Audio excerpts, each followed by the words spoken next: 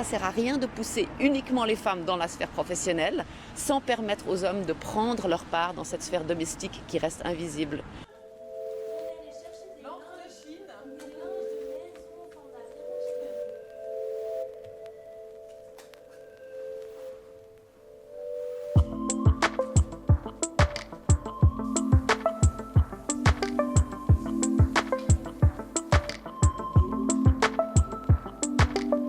On a l'impression finalement qu'on est dans un pays où les choses se passent bien. En fait, en creusant un peu, on se rend compte qu'on a encore beaucoup de chemin à faire.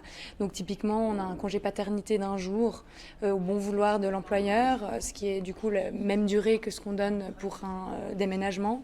On a une inégalité salariale de 19% encore entre les hommes et les femmes.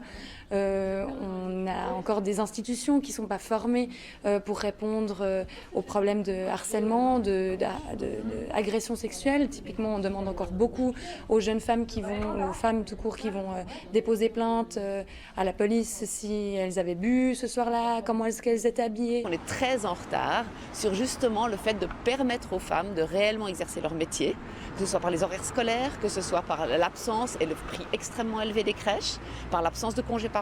On est le pays qui accorde le congé maternité le plus bas de toute l'Europe.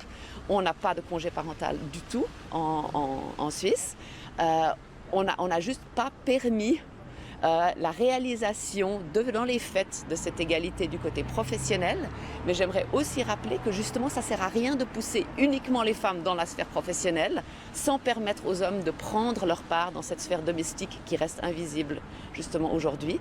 Et une des clés, c'est justement ce congé parental qui a encore été refusé il y a à peine 10 jours au niveau fédéral. L'effet que ça a, c'est que les femmes ne se sentent pas légitimes d'être là et puis elles ne se sentent pas légitimes de revendiquer des droits, du respect, de l'égalité, parce que chaque jour on leur rappelle qu'en fait elles sont moins légitimes d'être là que leurs camarades masculins. Puis ça, sur les étudiantes en médecine, ça amène à des stratégies d'évitement de certains services où on ne va pas faire un stage, ou on ne va pas en stage dans certains services qui pourraient peut-être en fait les intéresser pour la suite de leur carrière. Et puis du coup, il y a vraiment des femmes, et ça c'est démontré par des chiffres, qui renoncent à certaines spécialités parce qu'elles sont particulièrement hostiles aux femmes.